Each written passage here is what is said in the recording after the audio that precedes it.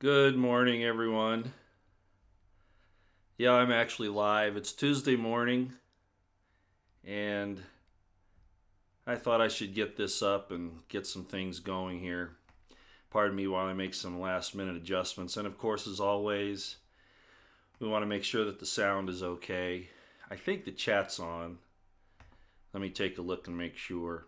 Like I said, man, I'd love to have somebody helping me with this, but that's just the way it is. I didn't make any announcements of this. Good morning, Purple One.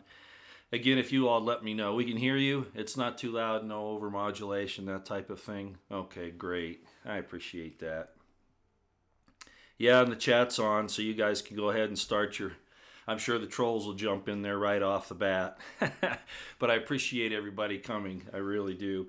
We're going to cover some things this morning. I think that you can tell that this is going to be. Well, we're gonna weave a few things here, but we're going to be talking about the wicked people that are weaving things. That's what we're going to be doing. So good morning, everyone. My name is Roy Potter. This is the Potter Expositor, the live stream version. Today is the 15th of May, 2018. And I named this video A Wicked Web They Weave. Just for your information, that's not from Shakespeare. It's actually from Sir Walter Scott. And I'll just quote it to you directly. He said, "Oh, what a tangled web we weave when first we practice to deceive." And that really defines our entire FBI, DOJ, the entire intelligence community, much of the government, many of the three-letter agencies, and even members of the Senate and the House of Representatives, the U.S. Senate and House of Representatives, amongst others. It's really incredible what's coming out, and that's why I'm going to cover this first, because I think it's absolutely crazy what's happening. If you all have been following, Dan Bongino, Tucker Carlson, generally those people, the other mainstream media is really downplaying it, if covering it at all. These ties of Mueller and the FBI and members of the Senate and the Clinton campaign, etc., to Russian oligarchs and other countries' intelligence agencies is just unbelievable how much corruption there is. Now, I did that whole series on FBI corruption back earlier last year, and I add to it from time to time. And really, this entire debacle, this entire drama that's going on, all this criminal behavior by our supposed law enforcement agencies is over the top. It's way over the top, and there's no way that I can cover it all here. I just want to let you know that I'm aware of it, and that here again, my predictions about how corrupt the intelligence community is, we're getting overflowing information. I mean, when I was on the Chicago District Corps of Engineers as their provost marshal, I didn't really know, the engineer lingo for floods and stuff like that. But I remember often hearing, we're at bank full. We're at bank full. In other words, it's spilling. It's about ready to spill over the banks. And I think that's the point that we're at right now. I think that's how serious this is. Let me double check here and make sure that we're still okay on everything. What I did here? I really wasn't sure I wanted to do this today. I've done a few live streams. I was down south quite a ways, and I did the interview with Ron and Jody, and then I talked about some of the strange things that happened during that interview. Then I talked about the situation where we are with Q, but those connections down there were all really bad. And this one, I don't know how well it'll go today. We've made every tweak that we can on this crazy internet line here, and I don't think it's going to get any better. But I've upped it to 500 bits on the video rate. Not that you all need to know all that, but just understand that we'll just do what we can. Certainly, the sound should hold up here. It's a nice day outside. Big storm yesterday. I was worried it might carry on into this morning, in which case the signal would have been, just really bad. But I think it's looking okay. So we'll just go ahead and figure it from here. Okay. So back on the Mueller thing. There's no way I can cover this. I suggest that you go to the Bill Still report. You check out Dan Bongino and I imagine AIM will probably get into this, American Intelligence Media. I suspect that they will. But for really good understanding of what's happening, Bill Still and Dan Bongino are probably the best at this point. I found out Bill Still used to be a news editor. I guess he pretty high up, so no wonder he's so professional. I often wondered about that, and then I finally looked at his bio and I said, oh, no wonder. So let me start off here, even before we get to the Mueller thing. I've been really hard on Trump. I want him to toe the line. I want him to do what he promised. And all of these things are happening. Frankly, this thing in Israel, and I'm going to talk about that just for a second, all of this ties together. And I know I'm I'm sounding like Lionel. I'm jumping around. But really, it all really does tie together.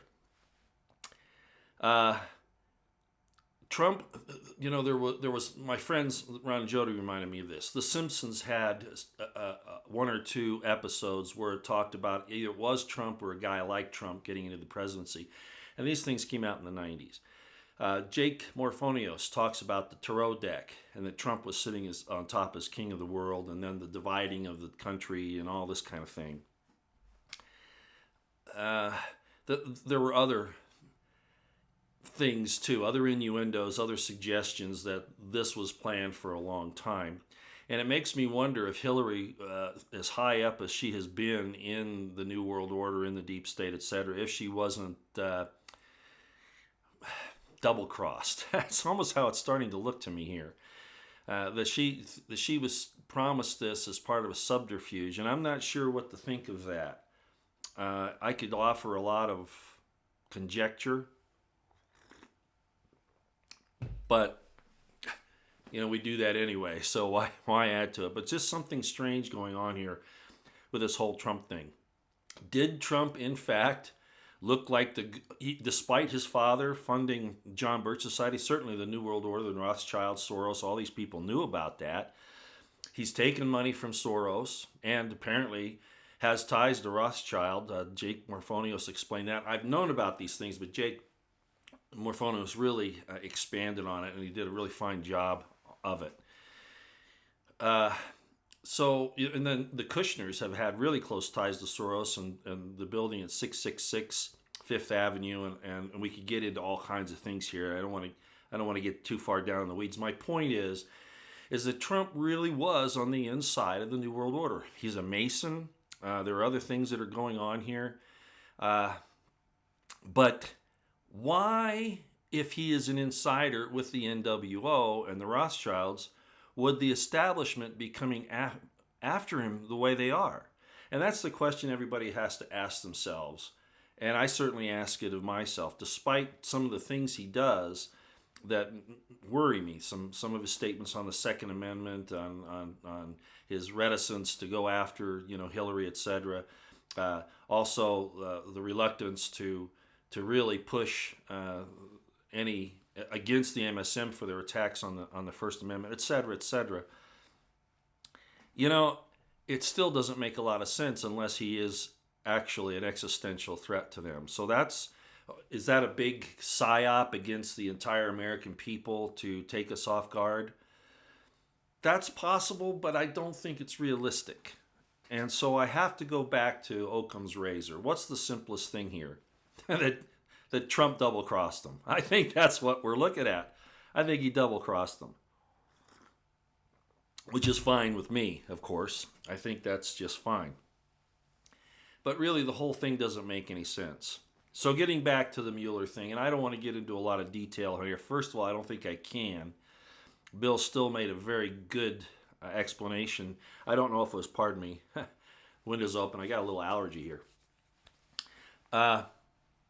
Bill Still said it pretty well. He said, don't let the info on Stephen Halper, the guy that everybody's pointing at as the possible inside spy that the FBI and the CIA put in the Trump campaign, don't get so focused on him that we run off the trail of the real insider. And Dan Bongino hinted to that as well, even though he actually Still finally mentioned Halper, but I don't think Dan Bongino ever did. The point is that this is bigger than it even appears. And what it's going to point to is that this is more than a coup. I mean, this is to overthrow our entire system of government, and it was run by the intelligence community for and in behalf of what appears to be Hillary Clinton, when in fact it's obviously much larger than that. But Hillary is definitely where the personal relationships tie in and the loyalties are. She's kind of the linchpin between the IC and their masters, the bankers, the NWO, the Rothschilds. That linchpin is getting loosened fairly seriously here. But I'm going to mention Stephen Halper. I have no proof of that yet. I don't think anybody does. It's been intimated. Nobody's naming really who's in the know who these inside spies of the Trump campaign were that were placed in there by the FBI vis-a-vis the CIA. I mean, look at this. All of this information is coming out now. The FBI is doing overseas operations. That's supposed to be the CIA's purview. And the CIA is doing domestic operations. That's supposed to be the FBI's purview. Do you see, like I've said all along, that these things have been commingled deliberately to corrupt our system? And that's exactly what's happened.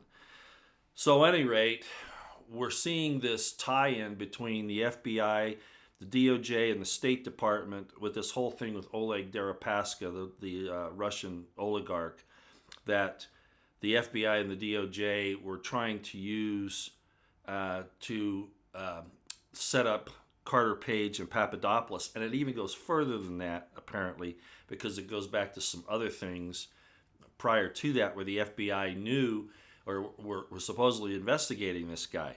The point is that Mueller has these conflicting ties, and it just goes back to the whole story that there's no way that Mueller is on Trump's side. Now, people might say, well, yeah, he went in there to mess up this whole system to cause all this chaos.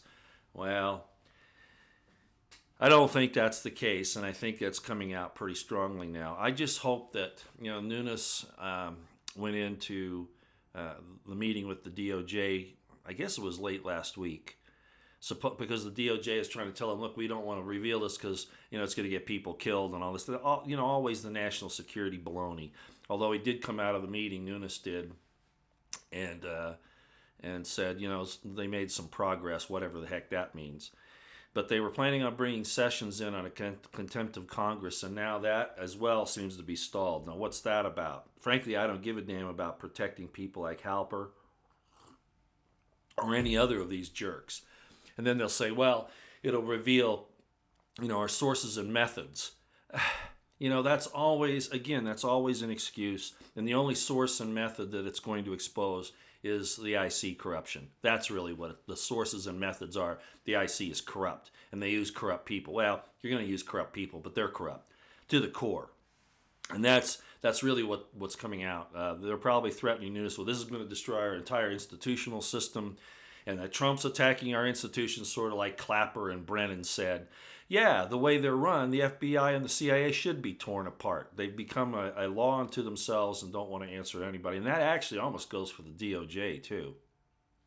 All these agencies are not really constitutional, but I don't want to get off into that weed either. That's a whole other subject altogether. And we have nobody to blame for this but the people that claim to represent us, the Congress of the United States. They're the ones that have sold us down the river to corporations, to the New World Order, to all these different trade agreements. They're just a den of thieves, liars, and corrupt people. And Dan Bongino has pointed specifically that maybe the evidence is suggesting, not making any definitive accusations here, but is suggesting that no less a person than Dianne Feinstein knows about this entire counterintelligence operation that was launched against President Trump and his team to meddle with the 2016 election. That no less a person than Dianne Feinstein. And I'm sure there are many others. So this thing is really getting weaved around now. We need somebody with real teeth And I don't trust Huber, John Huber. I don't believe he's the guy that's going to do this. Not with his track record. Not that it's bad. It's just not. It's just not good enough. I mean, what he is, he looks like to me more like the little Dutch boy that sticks his finger in the dike. You know, it's cracking and falling around all over the place, and he sticks his finger in the dike, and the news media focuses in on him. Sessions focuses in on him, and he's not going to do it. He's not going to do it all. He's just buying time, as far as I can tell. So we need somebody with teeth. Did Giuliani go in front of Sean Hannity and spill all that unnecessary information that he did that day that really concerned a lot of us when he was talking about all the things that were happening there and the situation with, well, I don't know what to call her. You know, I have a lot of respect for women, even the type that Stormy Daniels is, for a lot of reasons. But at any rate, was that a show that Giuliani put on? I still maintain, at the time I said this, any of you who saw me talk about it, that Giuliani was sending a message. It wasn't meant to fool anyone in the deep state. It wasn't to say that they're doing one thing when really they're doing another. Because I've repeatedly said that the Trump administration, if they're really on our side, and I think Trump is, I'm not sure about everybody in his administration, but that there's no way you're going to trick the deep state or fool them. All these people are saying, "Hey, Mueller's really working here, and Sessions is really working here." All this that's going on.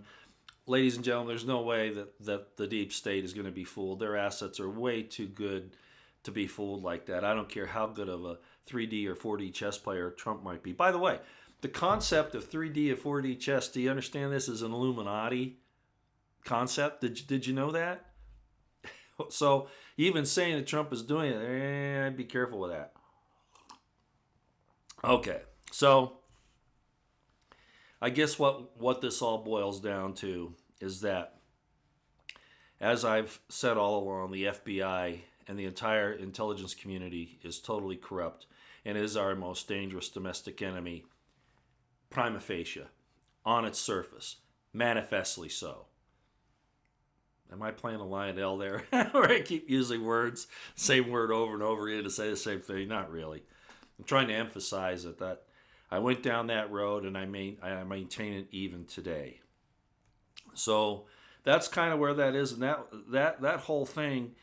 The big question is like I mentioned, who's actually got the teeth to go after these people? If Jeff Sessions really isn't doing it, and I don't personally think he is. I think he's a cog in the wheel. He probably, I don't want to accuse him of any wrongdoing, but at the same time, very little of this makes any sense otherwise. His appointment of John Huber, who is really not really apparently doing much according to what we can find out, other than just basically uncovering if an investigation needs to take place. I mean, it's almost at like that point now. Where do the 29,000 indictments come in and all that? And I still maintain that that's being done by the leftist Marxist side of the DOJ, the law enforcement agencies. Supposedly, they're not law enforcement agencies, they're actually corrupt agencies. But actually, they were preparing to, basically, once Trump was overthrown one way or another, that then they were going to go after, with Maxine Waters and Nancy Pelosi's and Clinton's, and et cetera, their auspices, their appreciation, their cheerleading to go after people on the conservative side. Everyone from Rush Limbaugh all the way down to little people doing blogs, etc. That's my take on it this time, because I don't think that what Jeff Sessions has had available to him, if he was doing this behind the scenes, and certainly not John Huber, could come out with this many. I hope I'm wrong, but I think that's part of the backfire that's gone on here and the web that's been weaved, and it's falling apart. Thanks partially to Nunes. I'm not sure who else is after this. Eric Prince, they're really after him now too. The owner of what used to be Blackwater. He used to own it. He's pretty much out of all that now. Although apparently he has a small team that's in there helping to protect the president. I don't know if that's common knowledge. Maybe I shouldn't have said it, but I think it's common knowledge. Because Trump really can't trust anybody at this point. If he really has double-crossed the Rothschilds and Soros, it's no wonder that they've done what they've done, because they wouldn't have to do all this if Trump was on their team. They could preach to everybody that everything's just fine and dandy, go back to sleep, and of course that's not what's happening. Let me shift to Israel for a minute, because I've watched Jake Morphonios, who did a very, very excellent job on giving the historical rundown of Israel and the fact that Jerusalem has not been the capital of Israel for 3,000 years. That is historically inaccurate and indeed a lie. And there have been others that have talked about it. I won't go off and do a lot of detail of that. Go look at Jake Morphonios, the one that says, "Oh, Jerusalem." He gives a lot of good information there, and I don't want to take away from the part that I'm going to say here. The rift between the Shiites and the Sunnis in Islam has been a problem since 700 AD, and we're really not responsible for that. But at the same time, our corrupt Western Anglo-American alliance, call it that. Now that'd be the wrong term. Let's call it what it is: a conspiracy known as the New World Order has decimated the Middle East to cause the chaos where they could do all the things that they've done. I'll just put it simply like that. It wouldn't be any surprise that Trump would put two enemies against each other and let them duke it out. When I was a police officer, we'd do this all the time. When a bar fight would be called, this even happened in the MP Corps. when it would come over radio that there's a fight in a bar or a barracks or something like that, everybody wants to get in on it, right? All the cops, code 3, everybody gets there. You come screeching into the parking lot, you cordon it off, so that in case something happens, you can control it. But at any rate, you don't rush into the fight. Do you know that? You sit outside. If you're at 7-Eleven and picked up a coffee and a donut, you're out there with your buddies and you're keeping tabs on what's going on inside, but you don't rush in. Why? Because if they are beating each other up by the time you get in there, they're not going to be able to fight you. That's really what it's about. So you take your time. It's a safety thing, but it's also a tactic. You let the enemy, wear themselves out. That could be what's going on here. If Trump is an insider who double-crossed the Rothschilds and Soros, why would he have put the embassy in Jerusalem? Well, it looks like it's like you got Ivanka there and you've got Kushner, and it all looks like this was considered a big deal. Frankly, I don't. And I can tell you historically why that's the case, and scripturally. And I put up a thing on Twitter. I've been doing a lot on Twitter the last few days, and I put up a little clip from an Orthodox Jew who actually protests the whole idea of a nation state called Israel.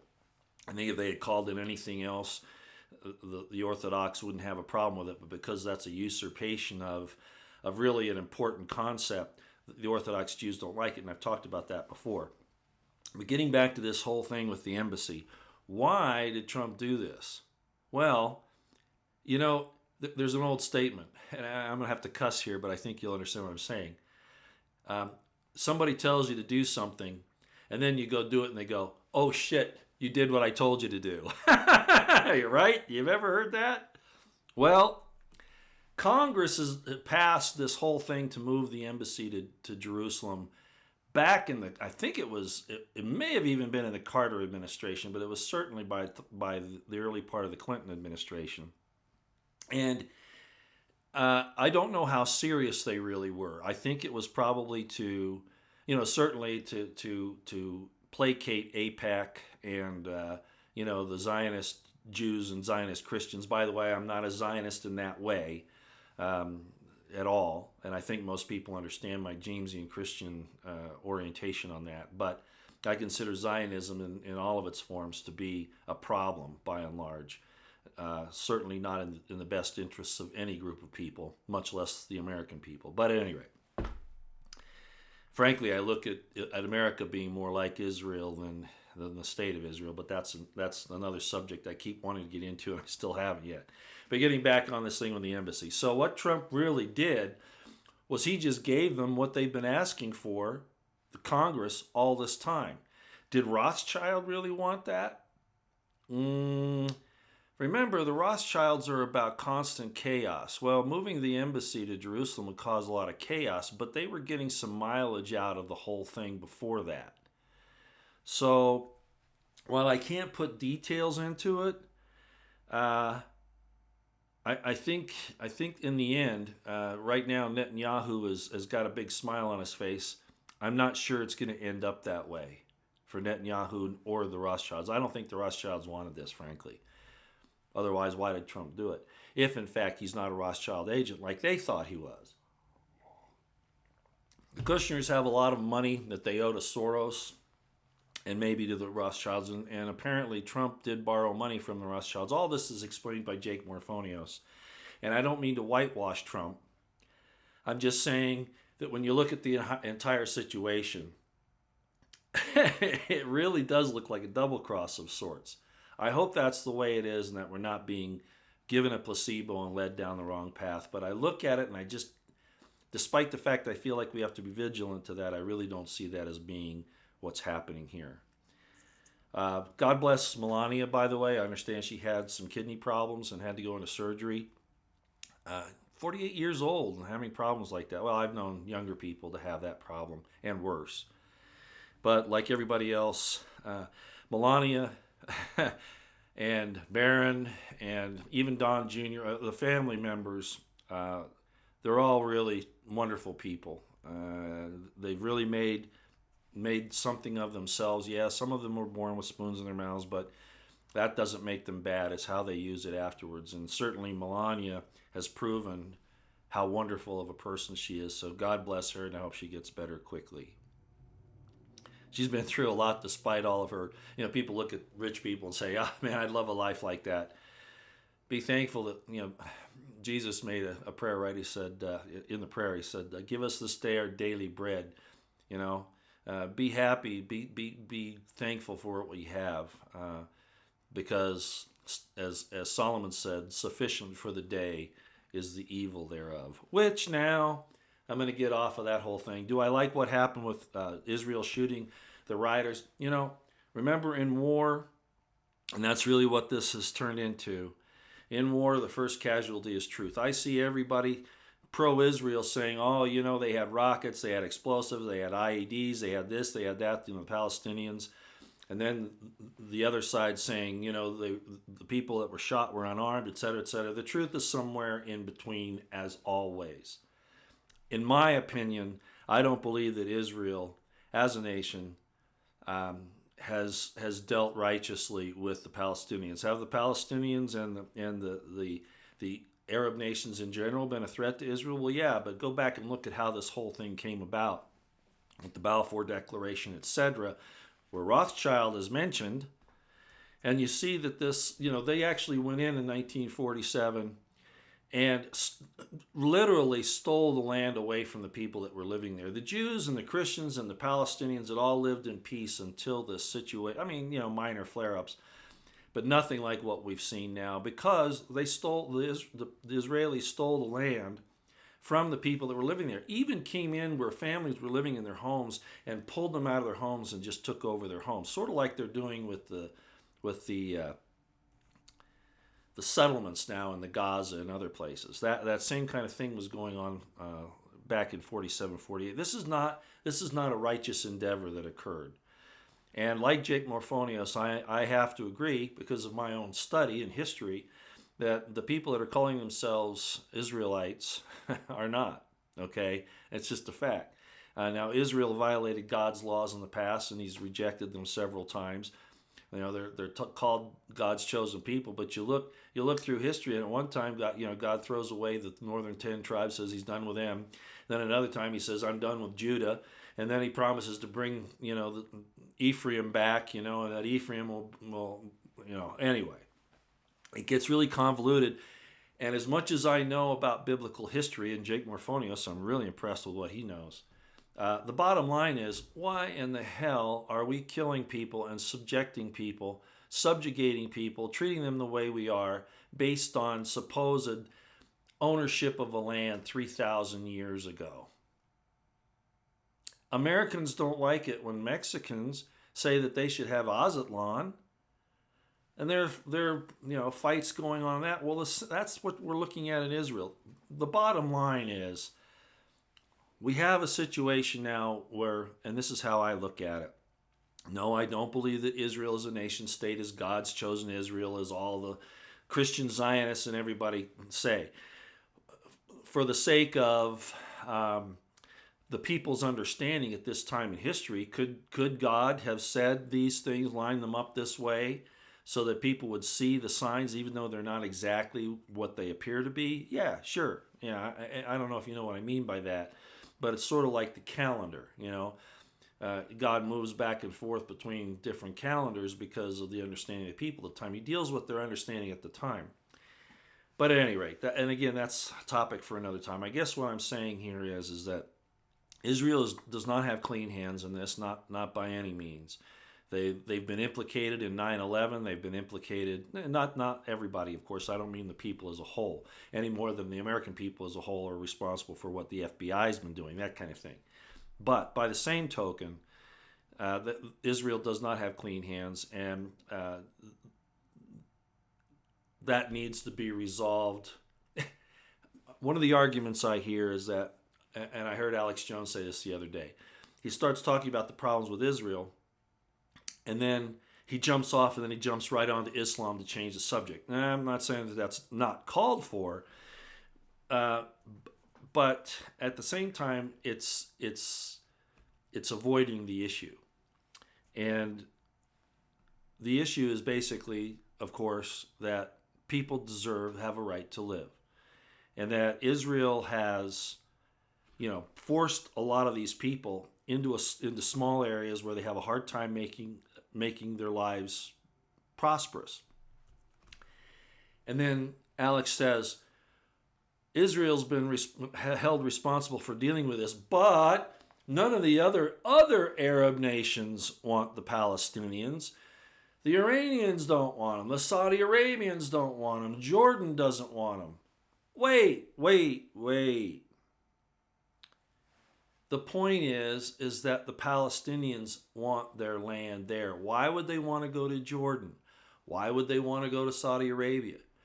In the same vein, if you think about it, why doesn't Saudi Arabia move to Palestine? You see what I'm saying?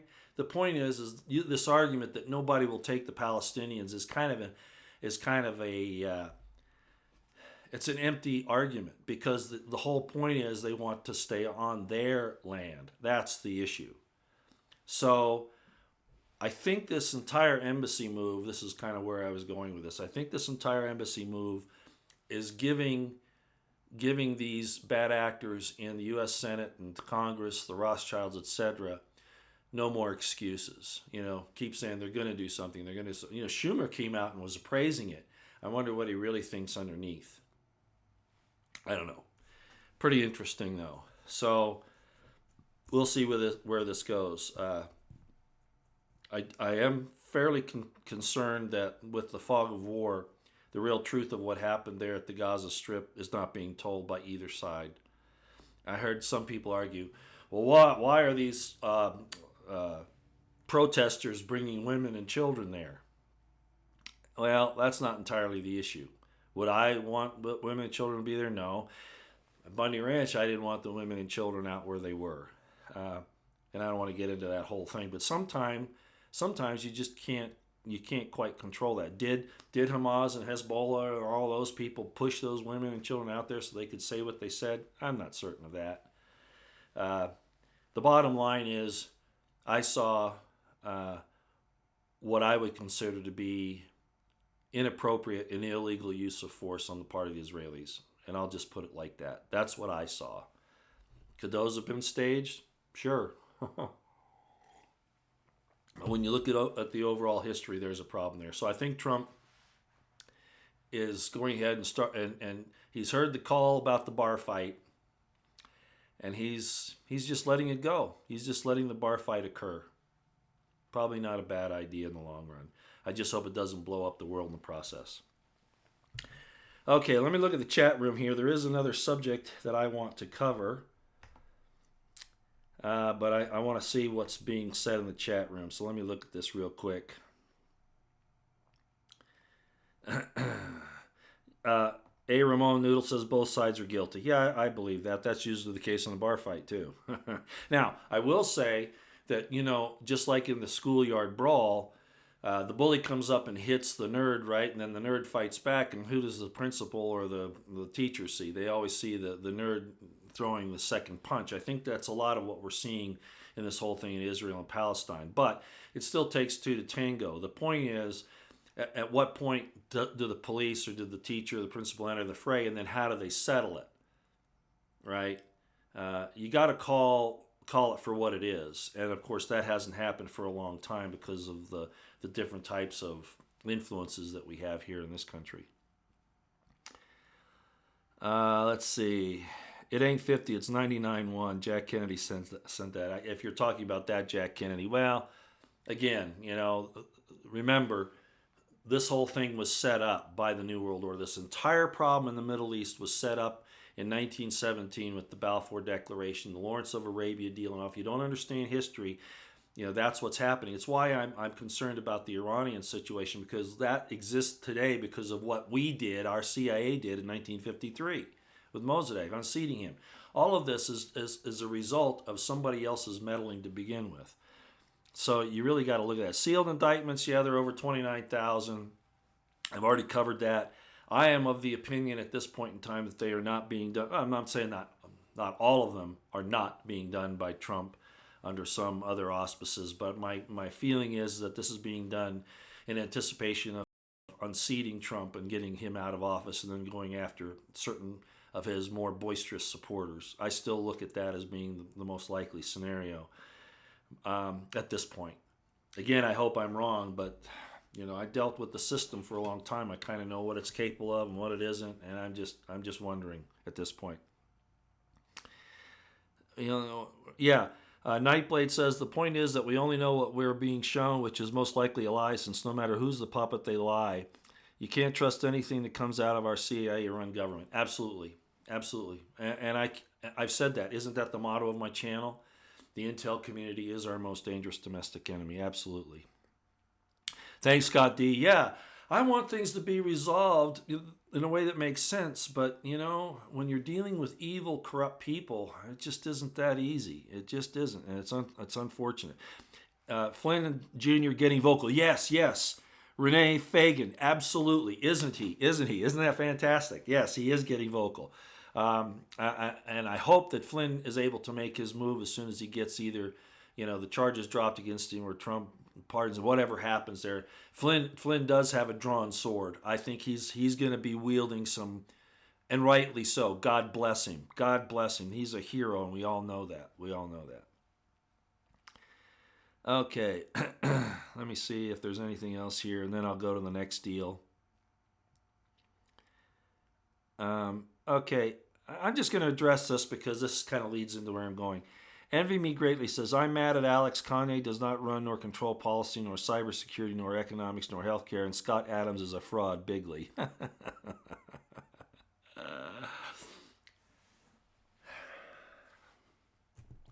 going to read a few scriptures. I contacted some Twitter people, some YouTubers last night, and I told them I was going to do this because it's really out of control. Yeah, we're going to Q just for a few minutes here. At least that's my plan, only a few minutes. I'm going to say it up front again. I don't care if you follow Q. I don't care if you use it as the book on the table or the newspaper on the table to talk issues, to wake people up and all that. But after the first 3 or 4 weeks of Q back in November, and I've talked about this ad infinitum at this point, I noticed a change. And it was not for the better at that point.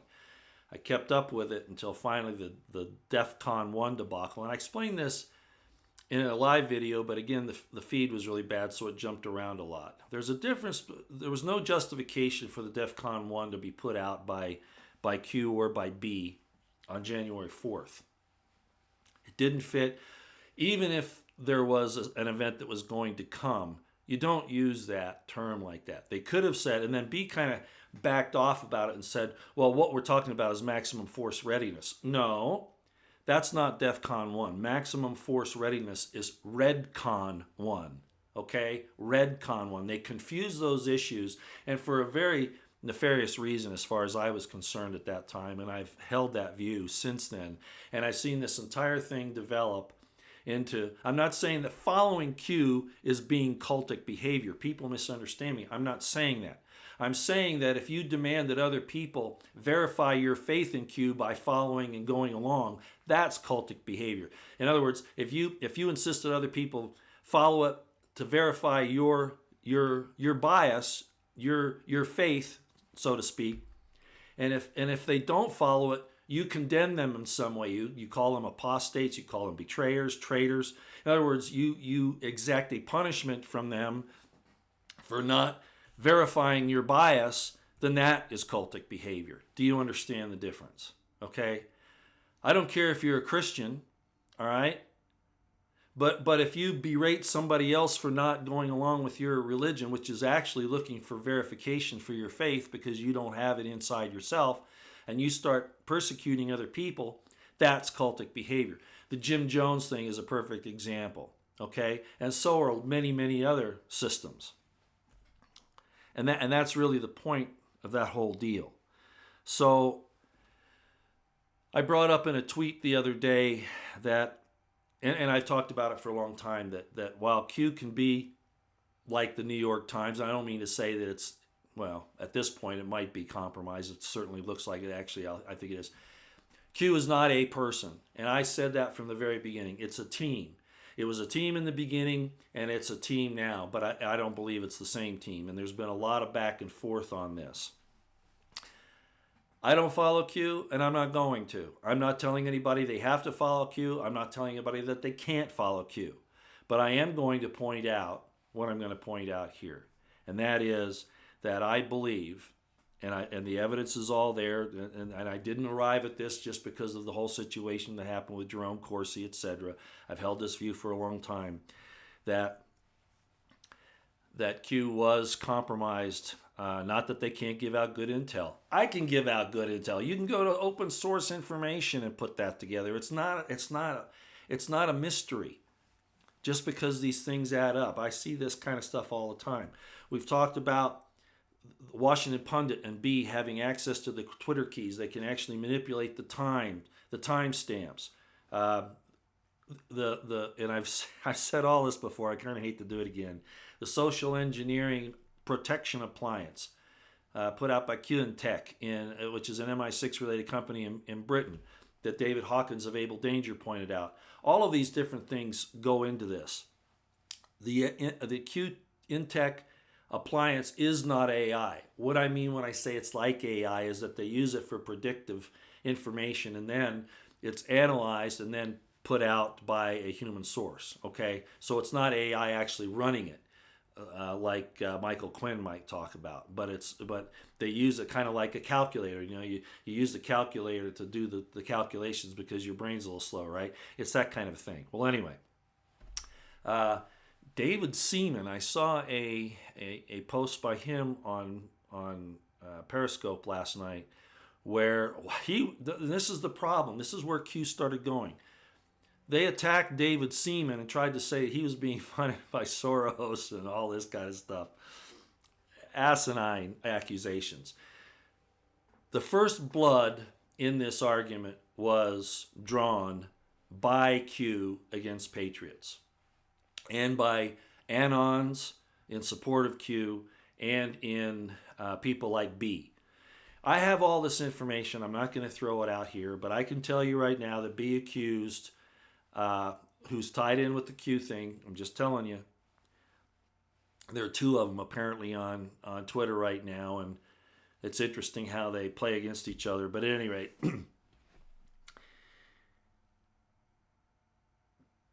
Q said that he started talking about people that weren't really real patriots. It was a very subtle attack on people very early on, starting in December, but definitely in January.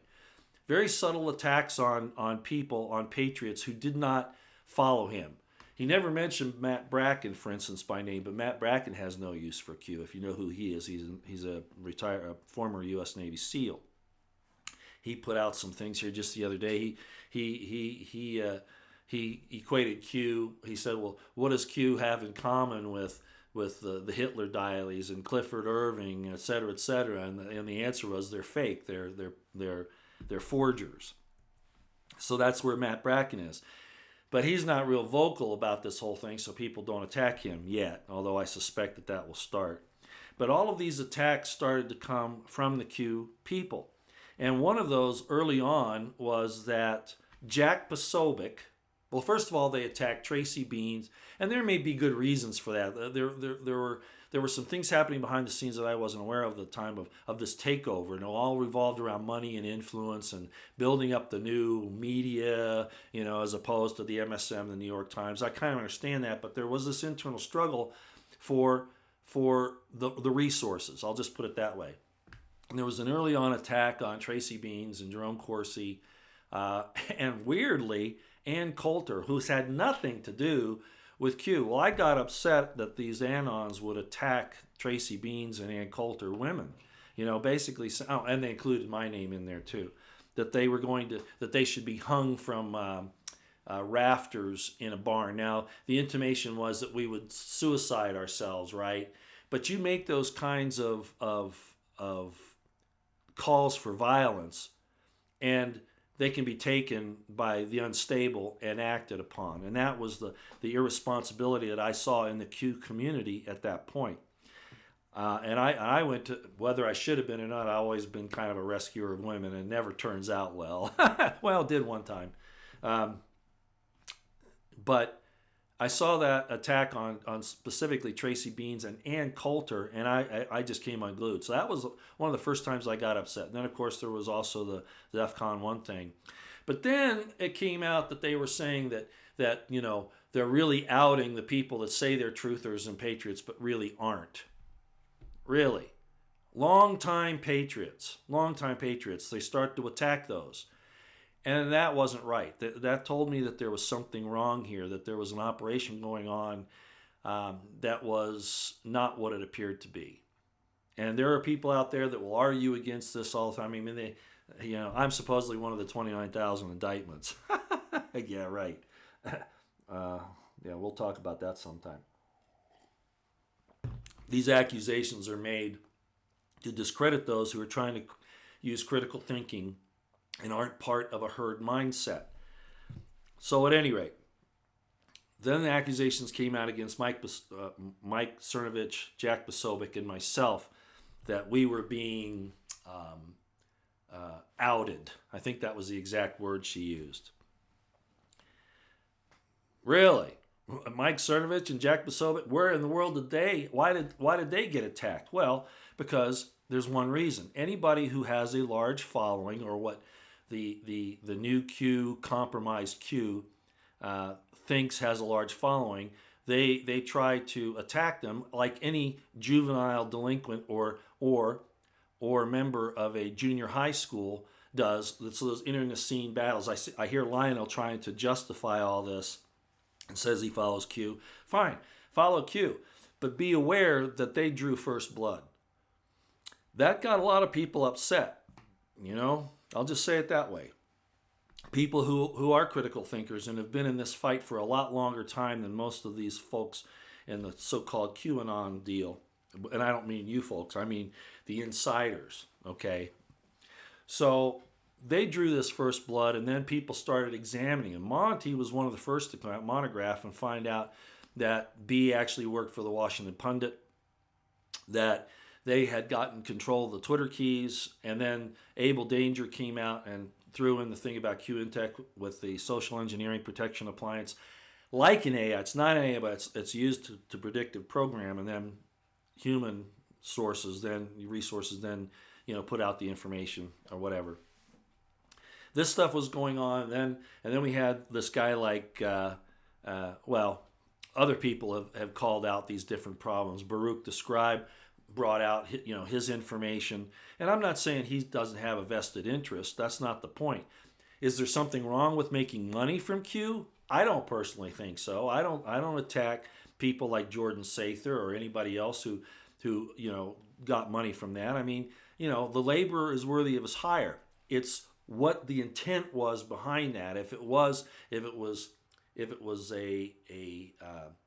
I don't want to call it a conspiracy, but if it was a thing where people got together and worked and said, how can we milk this and keep pushing that Trump is behind it to fool people so that they'll buy our wares, which turn out to be websites and things like that. And Zero Hour One has talked a lot about that. I'm really going across a lot of landscape here. I just hope you understand why I'm doing this. The point is that to make the statement, let me go back one more time. Back in November, it was 3 weeks in, right around Thanksgiving time, and what did Q say? You have everything you need at this point. We saw authentication codes. We saw things that looked like the real deal. There was no internecine fights. There were no things like follow. Be careful of who you follow. We all go the same way, which is a herd mentality. It's not the Three Musketeers. This is a herd mentality thought. We all go the same way. All of that is not critical thinking. It's not patriot activity. But we didn't see any of this minuscule nonsense in the original Q. I still don't know who it was, whether it was Cicada, Michael Flynn. I don't know who it was, but there were some things that I saw in there that told me that this was somebody who at least knew what they were talking about.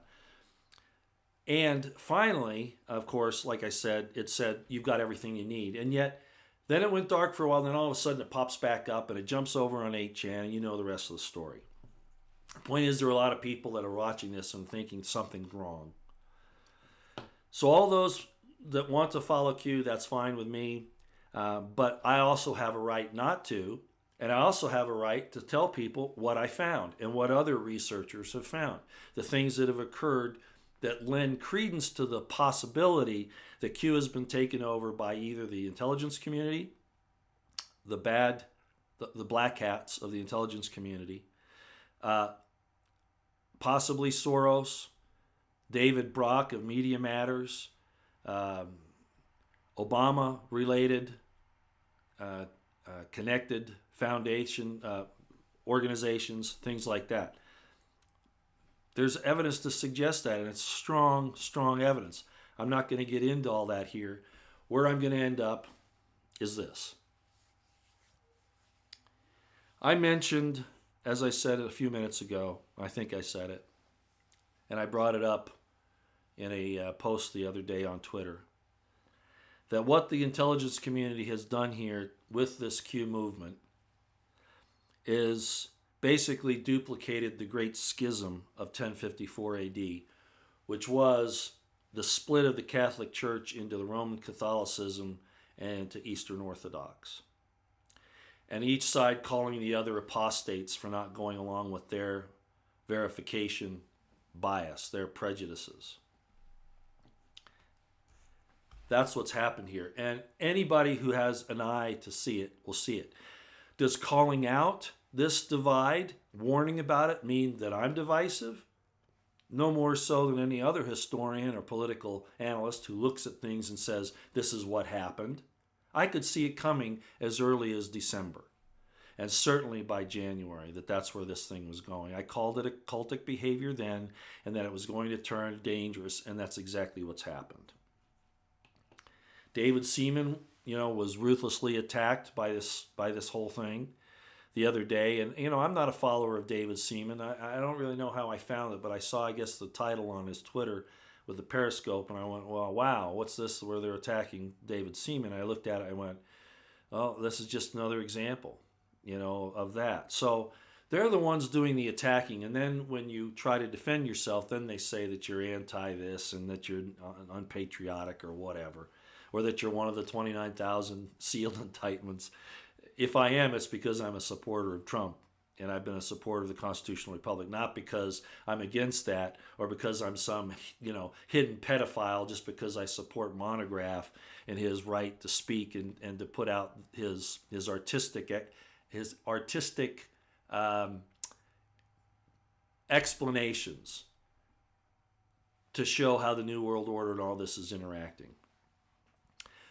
For that matter, we could talk about 01 Hour now. He's doing basically the same thing, and there are lots of others. These are people that we need to have these. They're not so much dissenting voices. They're people that are saying, wait a minute, look at this. Don't just go down the road with everybody else. Don't follow the herd and go over the cliff. Step back and take a look at the bigger picture. If there are not people out there who are willing to do that and to take the flack that they do for doing it, then we really are lost. And there's no saving the republic. And I'm beginning to think we're already going down that road anyway. But the point of all this is that I wrote, I understand these counterintelligence operations. I understand deceit. I understand divide and conquer. I read Julius Caesar's Gallic Wars back in high school, where the first few words are Omnia Gallia in tres partes, right? All Gauls divided in three parts. And he sets up a situation where he wedges in there to divide those people so he can conquer them. We all know about the divide and conquer tactic, okay? It's as old as, it's over 2,000 years old, and it's probably as old as we are ourselves as a species. But at any rate, we can see these things happening. And it's not wrong to call out that it's occurring. That it's occurring. What's wrong is that it's covered up and that people try to ignore it and even berate those who point out that these terrible things are happening. Like to David Seaman, like to Jack Posobiec, like to Ann Coulter, like, et cetera, et cetera. Okay, the attacks that were made on them. When they didn't even attack you at that point. It was just because they were seen as obviously, I think, as a competition. Competition to what? Competition. Who got concerned about that? Would somebody in the White House who's helping Trump be concerned about people like Tracy Beans and Ann Coulter and Jack Posobiec and Mike Cernovich and see what I'm saying? Or to get so juvenile that they attack people for not following Q. No, those folks wouldn't have cared a bit. But there is a question as to whether or not that whole thing was ever under Trump's auspices. And if people continue, and I remember seeing a post, sorry I'm dancing around a little bit here, I just want to paint the whole picture. A lot of times I saw where Q said, we work at the pleasure of the president. POTUS. They're making the connection that POTUS, that Trump is intimately involved with them, and I don't think that was the case ever, for a lot of reasons, legal as well as moral, etc. But at any rate, so we've had this split that's occurred, and people are saying I follow Q, and others say I don't follow Q, and people say, that whole divisive thing. So where am I going to end this? I'm going to read scripture. You may not like this, but I want you to at least consider it, okay? Go and look it up yourself, because this is where we are, and I've been talking about it ending up here for a long time. I knew it would end up here, and only the people involved can fix it. And one of the first ways you have to fix it is to stop accusing each other. Well, Roy, you're accusing. No, I'm not accusing anybody of doing something bad. I'm saying that we need to be awake. We need to understand what's happening here, okay? I don't attack any specific person. You have not heard me attack anybody, okay? I've come to the defense of people who've been attacked, but I haven't attacked anybody. I've mentioned a few names in the past. I'm not going to do it again now. But that's only because of what they came out and said. But let me read a couple things to you and then I'll move on. Let's go to 1 Corinthians chapter 1, verses 12 to 13. And I won't read the whole thing. I want to give you a taste of where this has gone. And this was happening in this day here. I wrote The Crimson Thread, the book I wrote that I often refer to show these early propaganda, counterintelligence, intelligence operations that were run by the Roman Empire against the Messianic movement, what were known as Sicarii, okay? This type of behavior has been around a long time, and then it slipped into the early church as well. Listen to this. Again, 1 Corinthians 1, 12 to 13. Starting with verse 12. Now this I say, that every one of you saith, I am of Paul, and I of Apollos, and I of Cephas, and I of Christ. Is Christ divided? Was Paul crucified for you, or were ye baptized in the name of Paul? The point is that these schisms are starting to occur. There's a statement that was given to me by a very dear friend a long time ago, and I abide it today. And he said, everyone wants to be right. Very few want to get right. 1 Corinthians 3, verses 3 to 4.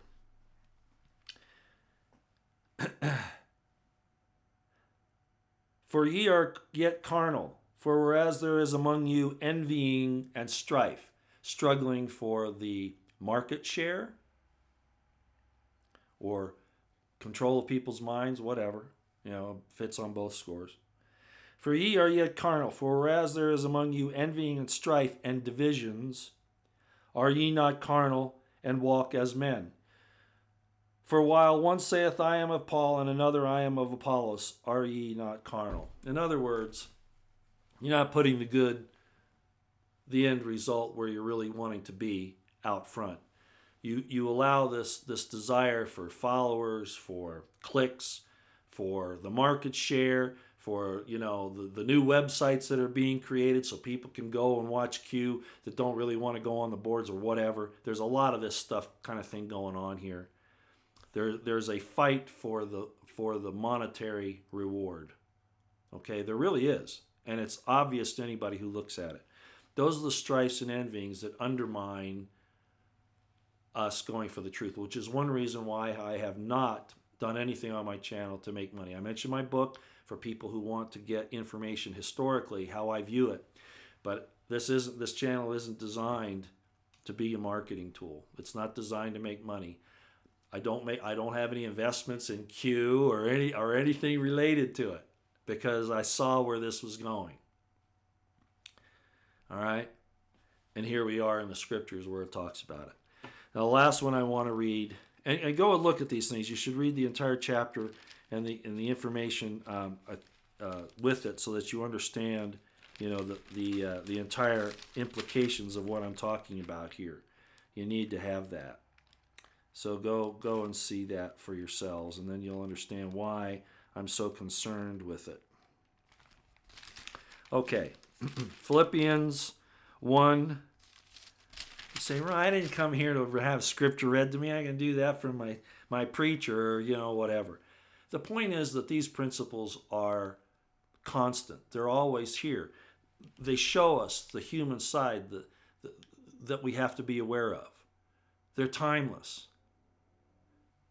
I could read these in Shakespeare. Shakespeare is full of this stuff. Envying, strifes, divisions, jealousies, power struggles. Sorry, I know that bothers them. Let me read this. Philippians 1, 15 to 18. Some indeed preach Christ, even of envy and strife, and some also of goodwill. What do you see in the Q movement? Some of envy and strife, attacking others. Not talking about general principles, but actually attacking individuals. Watch out for people that do that. The one preach Christ of contention, not sincerely, supposing to add affliction to my bonds. but the other of love, knowing that I am set for the defense of the gospel.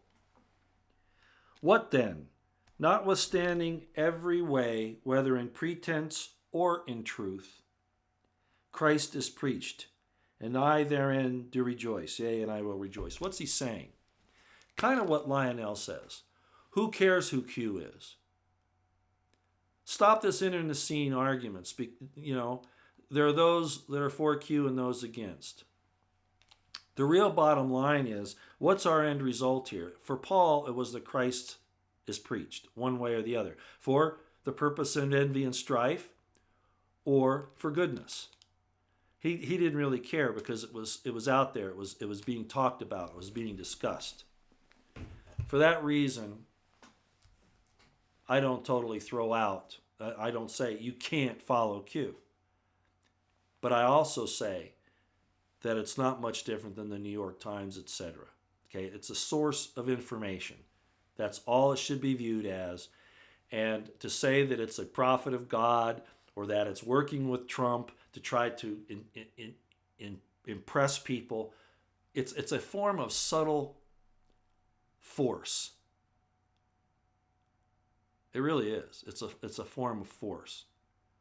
So the Anons need to back off, and I'm trying to handle it in as gentle a way as I can based on what is said here in this very very used, obviously, book, collection of books. So go back and read those. All you Q people, whether for or against Q or whatever, realize that as Paul's end result was that Christ was preached, our end result must be that the Constitutional Republic of the United States must be saved. And as long as Donald Trump is doing the best he can to do that, we need to be behind him. Okay? So let me read those scriptures again just so that you know. I'll just give the quote, not the quotes, but the references. 1 Corinthians 1, 12 to 13. 1 Corinthians 3, 3 to 4. And Philippians 1, 15 through 18. All right, let's go back to the chat and see what's going on here.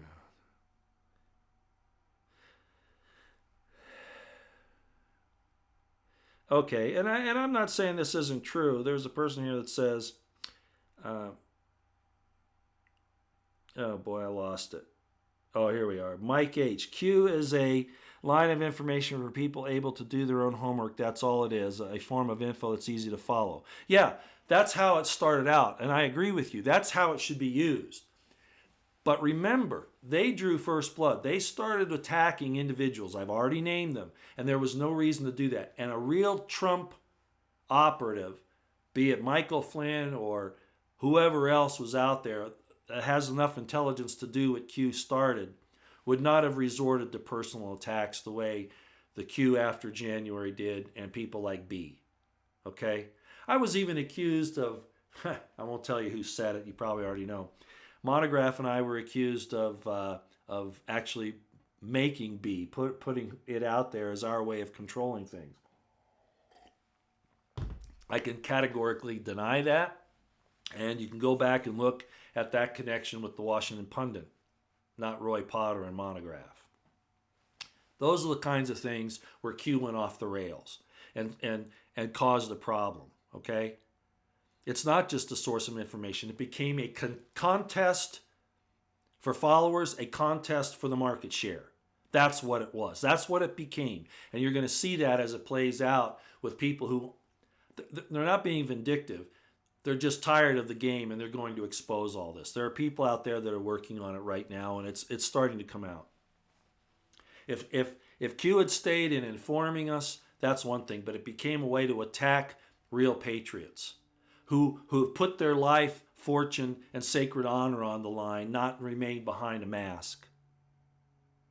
Think about that. And they'll argue and saying, well, we did it that way because we don't want honor to ourselves. That's BS. Okay? No, that's cowardice. Well, in certain situations it can be, discretion is the better part of valor. But a person who's hiding behind a mask for good reasons isn't going to attack those who are out on the front lines risking their lives, their fortunes, and their sacred honors. The people that will attack those are those who have nefarious purposes. Okay, well, it looks like I stopped this thing. Let me see if I can get it going again. And we've been going for an hour and 10 minutes. I'm not going to stay on cue. You know, I keep wanting to get out. It's like Uni Rock. You know, he says, I don't want to go to Q again today. Wallace has asked me to stay on Q. I don't want to do Q today. You know, we're really tired of it. All of us who see it for what it is, it's good and it's bad, are really tired of this. We need to get back on, as I did at the beginning of this broadcast, with trying to save the constitutional republic. And what this has done, unfortunately, is taken us away from it. It's like the puzzle, looking at a picture of Where's Waldo, trying to find, Edward Snowden in a picture that, people probably spend hours with a loop, as I said in one broadcast, trying to figure. What a waste of time. Those are taking us away from paying attention to what's really going on. I appreciate Dan Bongino, Kevin Nunes, Tucker Carlson, Andrew Napolitano, Bill Still. These types of people that are staying on the topics, they're not getting wrapped up with this. And you see how much good work they're doing. So if you don't understand what's happening, use Q to educate yourself, but don't jump on a herd. Keep your distance. Use it for information. But don't buy into attacking those who choose not to do so, or who find problems with it for various reasons. That just shows your insecurity and really reveals the actual goals of the perpetrators. Yes, Ladybug Nancy, outstanding. Keep our eyes on the goal, restoring the republic. For Paul, it was keeping our eyes on Christ despite the divisions. For us, it's keep our eyes on restoring the public despite the divisions. Okay? And you can believe that I think it's going to be discovered that Soros and David Brock and the IC are behind a lot of what we're seeing right now. And believe me, whether you want to or not, I'm just telling you, I am not on Soros's, David Brock's, or the intelligence community's side. And anybody who says so are liars and deceivers.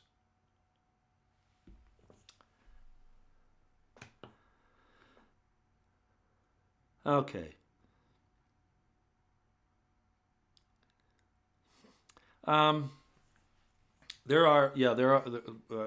lost the person who actually said it. I realize that there are many that are pro-Israel and pro-Zionist. They're accusing Bill Still of that. But here we go again. Does that negate everything he says? No. You people, you really have to stop dividing yourself. I don't want to listen to so-and-so because he thinks this. You're entirely free to say that and to act accordingly, but it's not intellectually honest. It's being intellectually dishonest. You said something I don't like. You don't support Q, so I'm not going to follow you anymore. How stupid. I don't follow Q, but I follow people who do, because I'm not being intellectually dishonest. Grow up, people. All right? Grow up. You can be secure in your faith without putting somebody else down or refusing to look at their point of view. Jesus called it stiff-neckedness, hard-heartedness. And you're not supposed to do that. So if you're a Christian follower and you're acting like that, you're being very unchristian. Jesus wants you to look, not to be stiff-necked, not to be deaf and dumb. Eyes opened, ears unstopped. Yeah, there are a lot, Spirit of Truth, there are a lot of problems with the Constitution having been suspended. I'm aware of all that. The point is we don't want to talk about that as much, understand it happened, but we're trying to get it back. And that's really where we got to keep going. That's why I hold Trump's feet to the fire so much, because I want him to stay on course. I'm really disturbed, actually, that he's doing all this international stuff and he's not taking care of business here at home. And people say, well, he is, or he's gaining strength around the world so he can act here at home. Yeah, maybe. But every day that goes by, more kids, more women, more children are being hurt, more theft is occurring, more wars are being planned. I think you get the idea.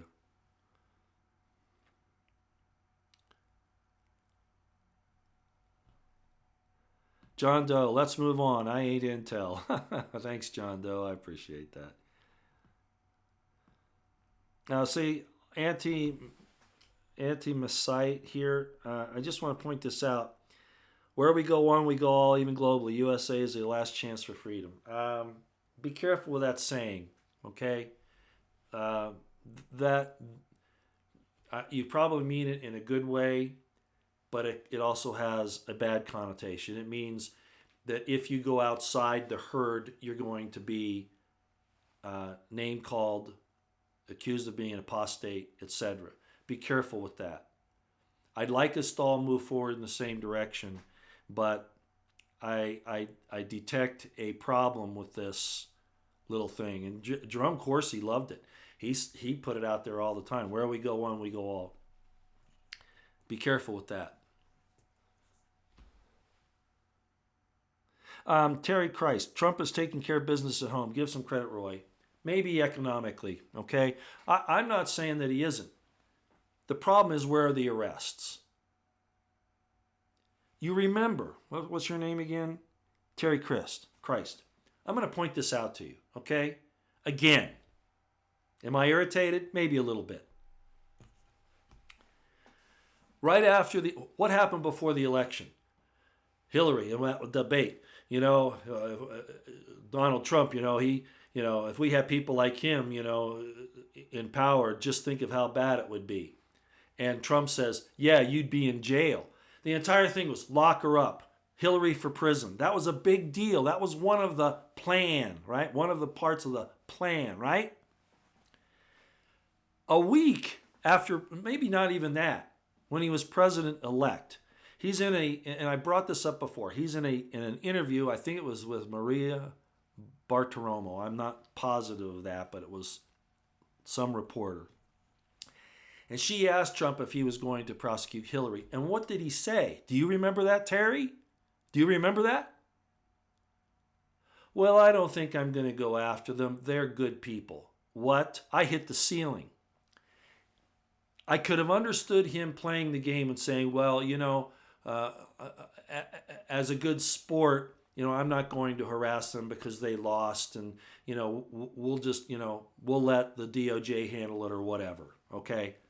But to say they're good people, knowing what he knows about them, that went too far. And I think he did plan on reneging on it. I really honestly do. Whether it's because he thought that he would just allow them to, bygones be bygones, I'm president now. If you promise to go away, I'll leave you alone. If that was his, I'm not saying I would have liked that. I could understand it, okay? I wouldn't have liked it. But it wasn't that. I really think he had planned on not doing it at all.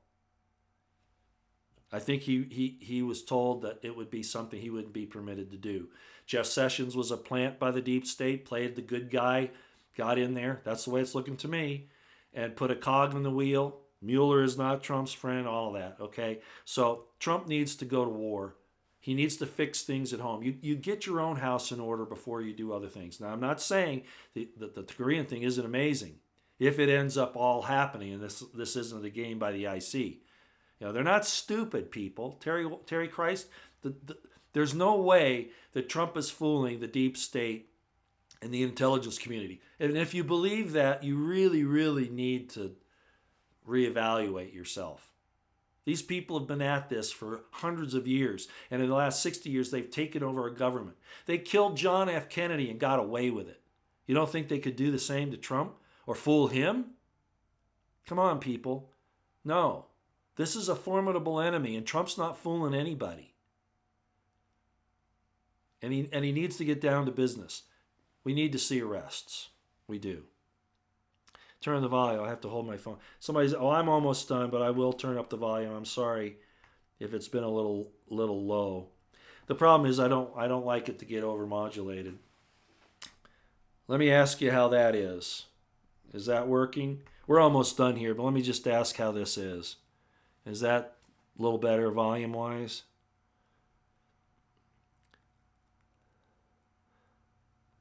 Okay, I don't know. Pat Kinn says Bill Still is a real journalist. Objectivity before reporting. I believe that about Bill. I do. I've been very, very impressed with Bill. He's stoic. He delivers his lines without any, very much unlike me, delivers his information without any passion. You detect a slight bit, but it's not like me. But then again, I'm not a reporter. I'm not a journalist. I'm a commentator. Whole different. I fit more. I'm not equating myself with him, but I'm more in the realm of the type of thing that Sean Hannity does. Okay, I'm commenting on what I see. I'm not a journalist where I go out there and I dig up information. Don't kid yourselves. I use all source intelligence gathering. Certainly I do, but I'm not a reporter per se. I play that part occasionally, but more often than not, I'm just you know commenting on what I see based upon my spiritual experiences, my life's experiences, my military experiences, my education, uh, historical analysis, a lot of that. Okay, I think we're done. Thanks everybody for coming. I heard from Unirock the other day, and he said that he's still planning on getting me on. I think he wants to talk about my military stuff. I think he doesn't want to go to the Q thing, but I'm sure that it will end up there. It won't surprise me a bit if it does. But I'll just let him kind of run that. If it even happens, I'm not sure. Having me on a program is, it's, or coming on my program has caused people troubles. Just to be frank about it. I have a very colorful past. I have a different take on things, a different viewpoint. I'm not beholden to anyone. That might be hard to believe, but I'm not. I'll just leave it there. Thanks everybody for coming. Wait a minute, here's something. Ladybug Nan, Trump has to clean up the judges, FBI, CIA, and other departments. Then Hillary can be arrested. I understand that idea, but he needs to get outside the box. Okay, Ladybug Nancy, he needs to get outside the box. He'll never be able to arrest Hillary and all those other people if he depends on the currently constituted DOJ, FBI, etc. As you're saying, but I'm also saying that we don't have time for him to do the other. They still haven't arrested Comey. Is it because he has immunity? I don't care. Treason isn't something you have immunity from. All right. They need to go after those people. Like I've always said, Clapper, Brennan, Comey, McCabe, Mudd. Philip Mudd. Do you remember Philip Mudd who called for, they're going to kill the president? They're going to kill this guy? There are people that he needs to go after. There's a scriptural term. God talks about it all the time. He says, I'm going to wait until my cup of indignation is full. In other words, you give them so much rope that they hang themselves. Is Trump doing that? Maybe. But I don't think our republic has a lot of time for him to play that game. That's my own personal opinion. Okay, let me see here. Hey, Roy, they lost the key to the jail. I like that. Okay, everybody. Thanks for coming. Like I said, this was a little impromptu. If I hear from Unirock, he doesn't have a big audience, but I really like the fact that he looks at things the way he does. He makes every effort to get correct information and to disseminate it, and I like that. I don't care for his background noise, and his whole presentation is way too busy for a guy my age, but I still like it. Okay, so if he gets back with me and tells me when and what time, I'll let you know. Pray, stay out of the way. It still holds true. Keep your situational awareness on high. Keep your eyes on the horizon, your ears to the ground. Be safe. God bless you. God bless yours. God bless the Constitutional Republic of the United States of America and the Second American Revolution. And may God bless Donald Trump, that the spirit of discernment will fall upon him as the dews from heaven, and that he will be able to discern the right from the wrong, to do the right thing, and to have the courage to carry it out. And God bless Melania Trump, and actually God bless all those who find themselves under the weather or suffering from illness, disease, or have been injured, who have suffered a loss, who go through life with a stiff upper lip but really want to cry their eyes out. May God bless them. Thanks, everybody. Till next time.